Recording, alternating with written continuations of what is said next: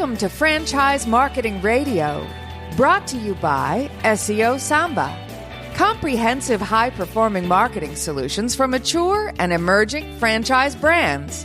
To supercharge your franchise marketing, go to SEOSAMBA.com. That's SEOSAMBA.com. Welcome to Franchise Marketing Radio. Today's episode is brought to you in part by the Business Radio X Studio Partner Program, equipping franchisors to help franchisees dominate their local market. To learn more about serving your market and growing your business, go to mybrxstudio.com. Lee, this is going to be a fantastic segment. Please join me in welcoming to the broadcast President with Mosquito Joe, Mr. Lou Schager. Good morning, sir.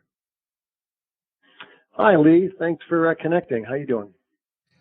We are doing great over here. Lou, before we get too far into things, tell us about Mosquito Joe. How are you serving folks? Well, we provide protection against mosquitoes, ticks and fleas, and other pests, primarily serving residential homes right now. So at the end of the day, we're bringing a greater quality of life for families across the country, and also in the back of the mind of families, providing a barrier and additional protection against vector-borne diseases, things that can come up and get you, whether it's West Nile virus, Triple E, or a Lyme disease from a tick. Now, how did the Mosquito Joe story begin? How did the business start? Sure. 2010, 4 guys in Virginia Beach area put backpack sprayers on and tried out of the business here locally and found that it was really catching on. Number one, it caught on because it works. And number two, it was a market that people really didn't know much about. They didn't know that you could actually protect, people usually thought of lathering themselves with off and some kind of a product to protect themselves against mosquito bites. So in 2012 and 2013, they sought out some investment money, and they approached an entrepreneur locally, and he took that idea and actually bought the company and began franchising in 2013. And so we've gone from the original territory in 2013 as Mosquito Joe, rebranded, bright, bold colors, fun taglines. If you look at the back of my business card, it says, "Stop smacking yourself in the face." We kind of keep it light and family-oriented. And bringing us up to today, we are now part of a Neighborly company. We joined Neighborly in August of 2018, looking for a strategic partner. As you know, Neighborly is the largest franchisor for service brands around the country, essentially seeking to own a home with Mr. Handyman, Molly Maid, a variety of other brands, but Mosquito Joe's happy to be a part of them. So standing today, servicing 38 states in 2020 with approximately 340 territories around the country. We're really excited to help the community, especially during this trying time of what we're seeing, as we are considered an essential business for public health reasons. Now, what about your backstory?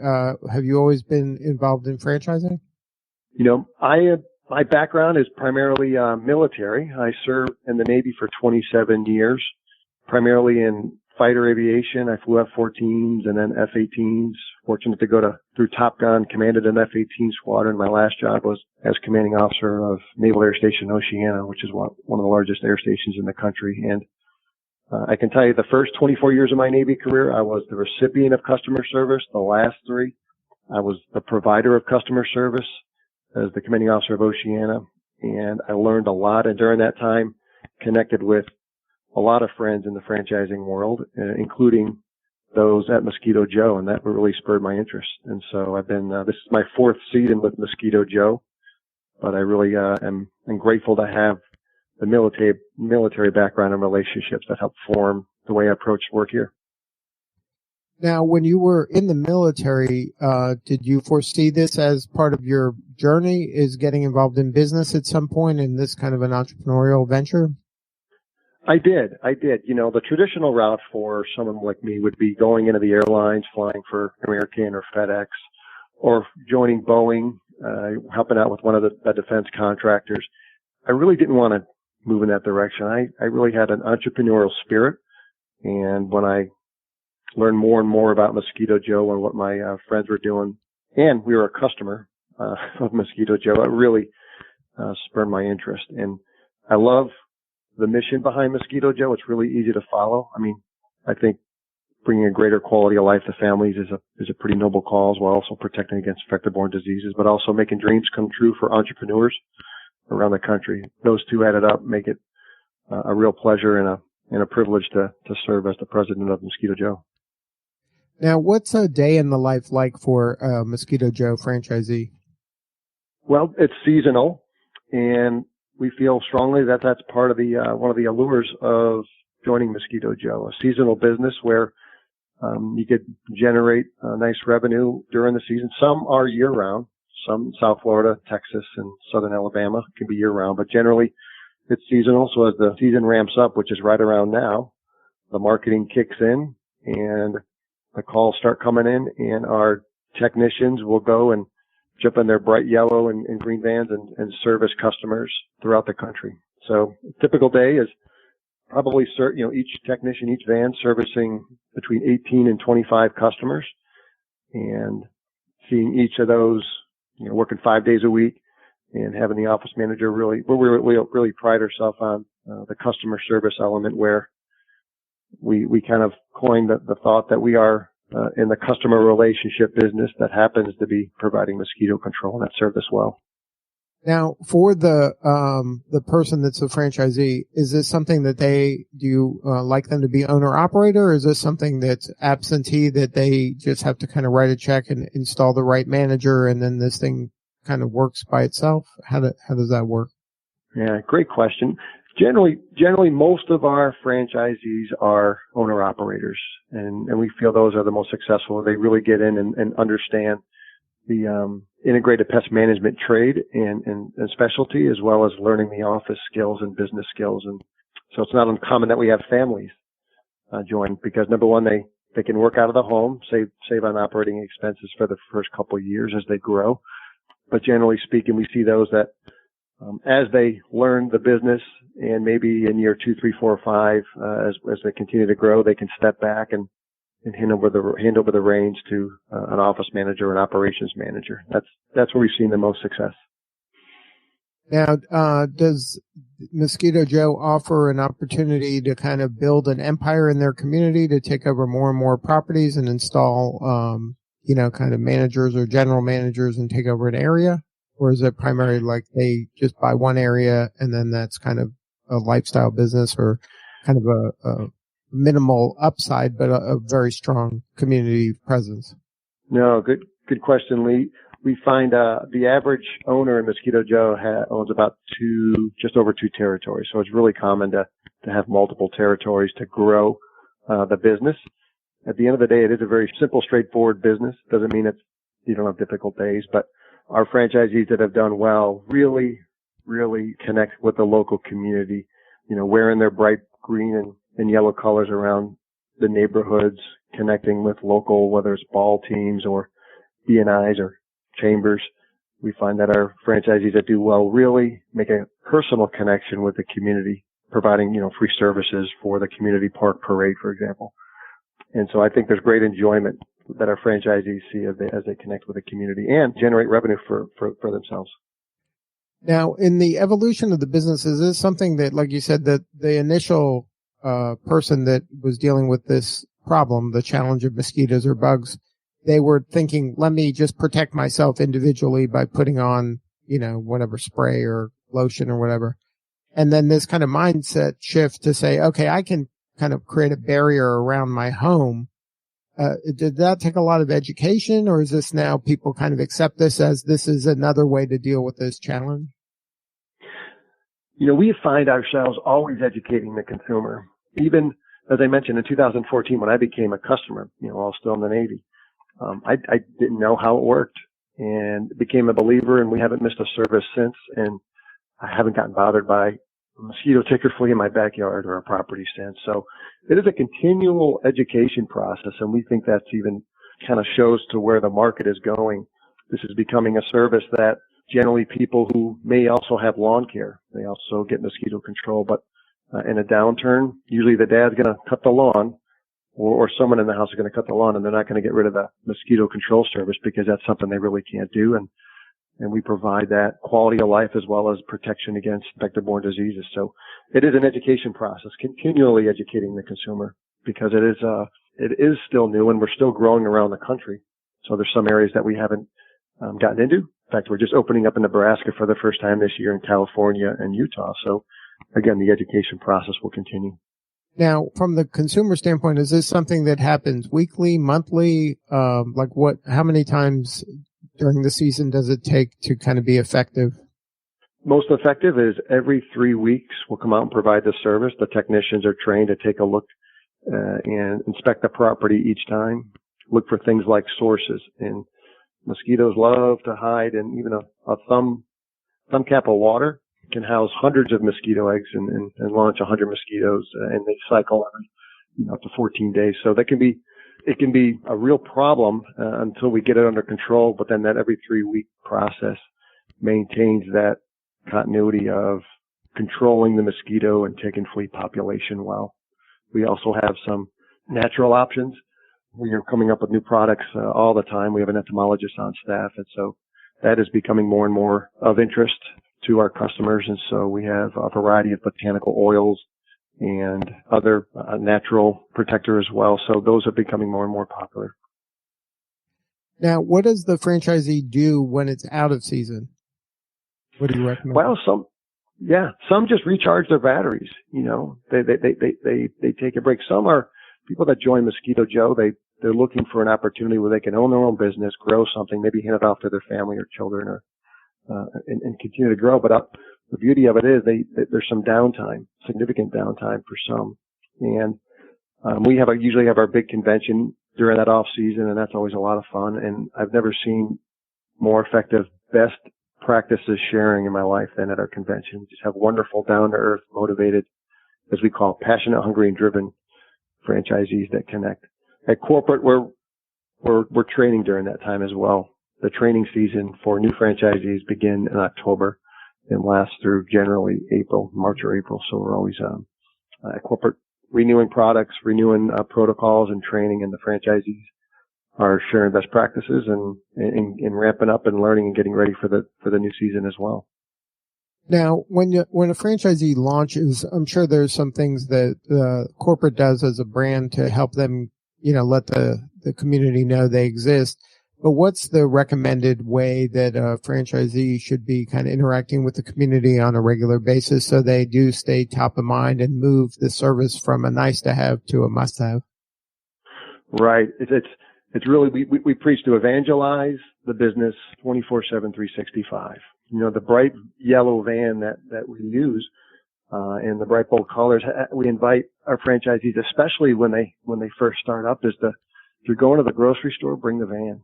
If you're going out to eat, bring the van and wear your stuff. And our logo, Mosquito Joe, it's often mistaken for a restaurant. They're like, oh, what is that? Is that a tequila bar? Or we're like, no, but it's a good conversation starter. And at corporate, we have a strong marketing team.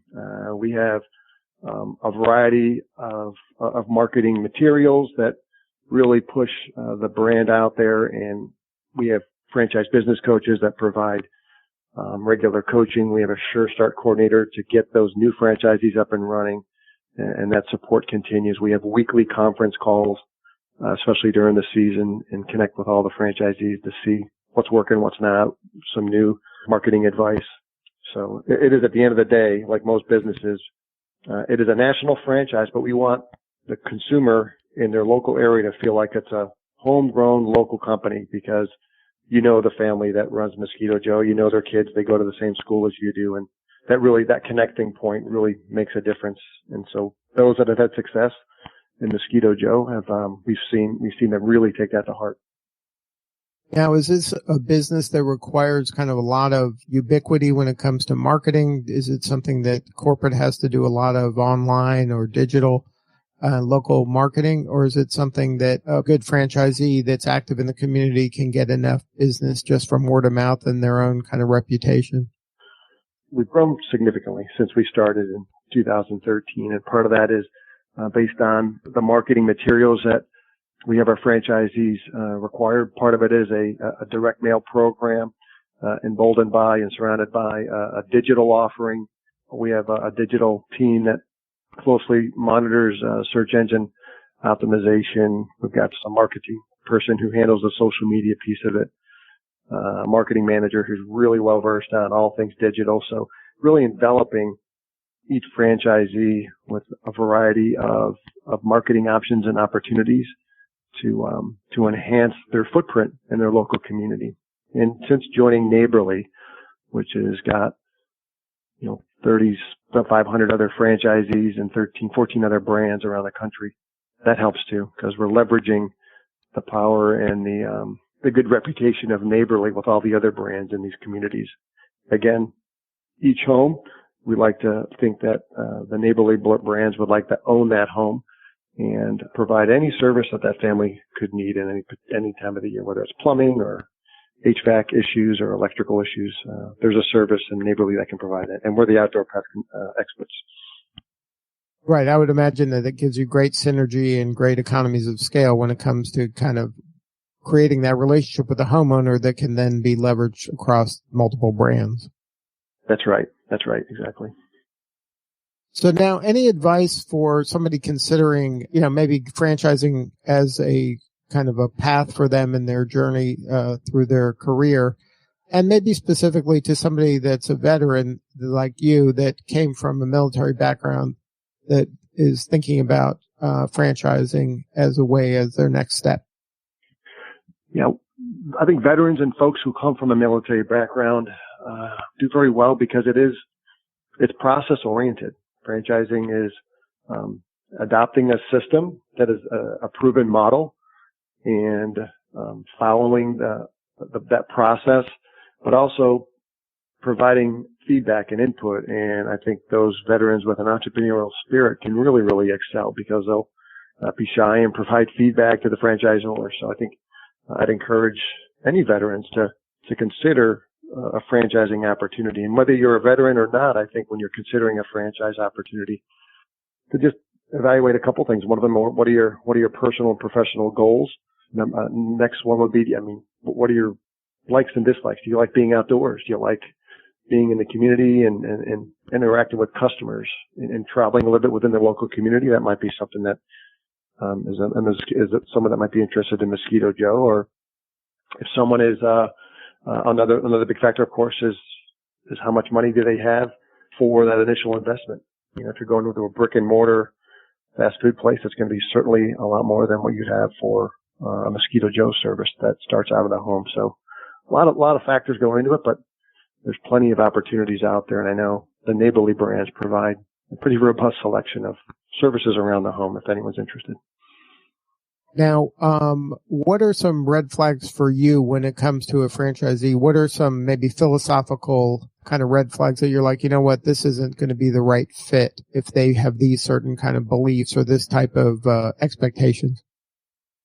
Well, I think someone who's looking to make $1 million in their first year, right? I think sometimes you see that come across where our franchisees or anyone starting their business needs to have strategic business patience and understand that following the process is the best way to establish the foundation with which your business can grow and be healthy and sustain the ups of the economy and the downs of the economy, something that we're seeing right now. So I think that's one of the biggest ones.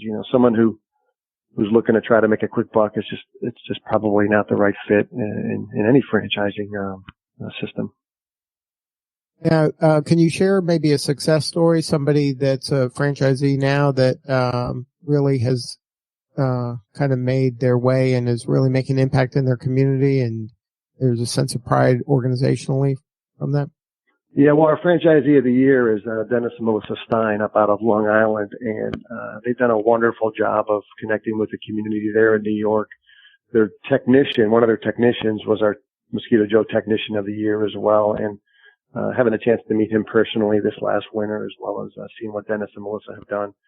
They've really connected with the community.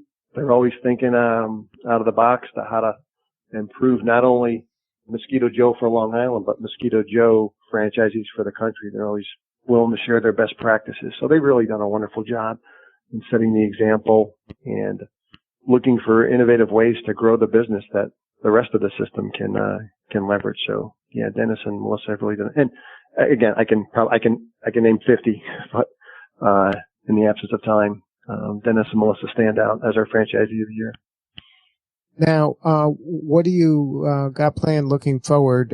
This year obviously is going to have its own challenges, but beyond this, Sure. Once we get through this, what are you looking to do to create growth for not only for the brand, but also for the individual franchisees? Are there different offerings on the roadmap? Is there kind of different?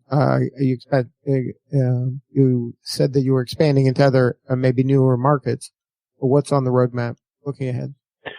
Yeah, we're making a conscious and deliberate effort to grow out west while filling in the white space that remains on the east and the Midwest and in the South. So we're excited for California and Utah and continuing to grow in those areas as well as Nebraska.